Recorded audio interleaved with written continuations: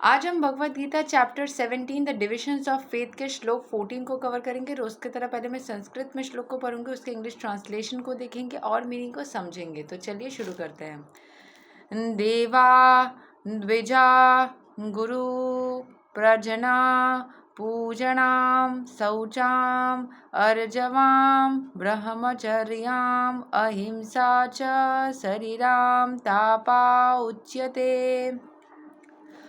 Austerity of the body consists in worship of the Supreme Lord, the Brahmanas, the spiritual masters and superiors like the father and mother, and in cleanliness, simplicity, celibacy and non-violence. तो जो हमें austerity of the body मतलब हमारे शरीर के जो take care करना बोलिए या फिर उसके जो साज सजावट है या जो भी हम काम करते हैं उसमें हमारे शरीर को तृप्ति कैसे मिलेगी।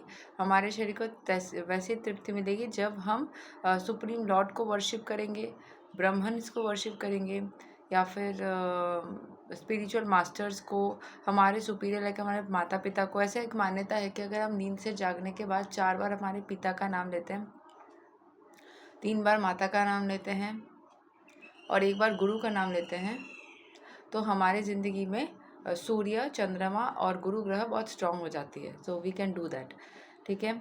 सो और जो इंसान क्लीन रखता है अपने घर को, अपने आप को, सिंपल रहता है, सेलिबसी यानी कि धर्म में रहता है, खुद को भगवान के साथ जुड़े रखता है, नॉन वायलेंस को फॉलो करता है, वो इंसान हमेशा ही खुश रहता है, ठीक है।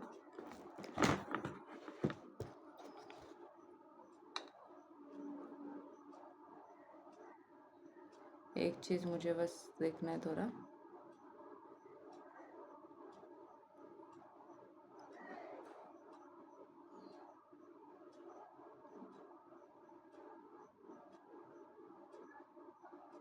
ऑस्टेरिटी को आप इजी लैंग्वेज में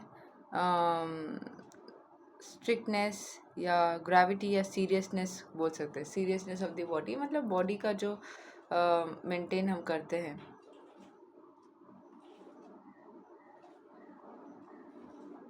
स्पिरिचुअल प्रैक्टिसेस, साधना, डिसिप्लिन जो मेंटेन करते हैं, ठीक है। सो यहाँ के एक्सप्लेनेशन को पढ़ते हैं। The supreme Godhead here explains the different kinds of austerity and penance. First he explains the austerities and penances practised by the body.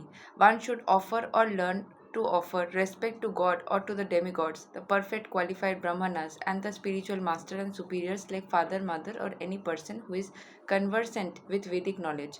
हमें हर वक्त हमारे पिता माता, हमारे गुरु, भगवान, इन सबको रेस्पेक्ट करना चाहिए। हमें इन सब के प्रति एक रेस्पेक्ट बनाए रखना चाहिए। वैदिक नॉलेज में ये बोला जाता है, दिस इज इम्पॉर्टेंट।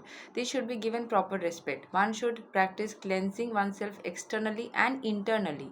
बाहर से तो क्लीन करते हैं, अंदर से क्लेंस कैसे क्लीन करेंगे? जैसे प्राणायाम कर सकते हैं, योगा कर सकते हैं, इससे हम अंदर के भी जो एनर्जीज है ना उसको क्लेंस कर लेंगे internally। And he should learn to become simple in behavior।